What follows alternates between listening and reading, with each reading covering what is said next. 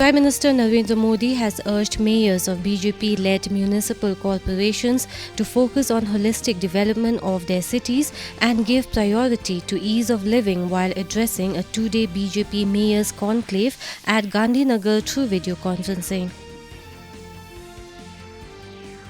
The Election Commission has sought limits on cash donations to political parties. In a letter to Law Minister Kiran Rijiju, Chief Election Commissioner Rajiv Kumar has suggested some amendments in the Representation of the People Act to increase transparency and accountability.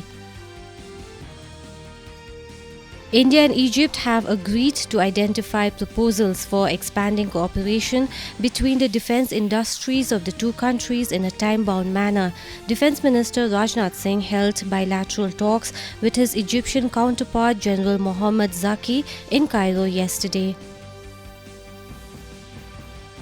Wennington Lindo Atonkar, who was the chairman of the previous regional committee for West Khasi Hills, has said that the topmost priority should be given to the will of the border residents. More than 216 crore 83 lakh vaccine doses have been administered so far under the nationwide vaccination drive. Over 13 lakh 10,000 doses were administered in the last 24 hours.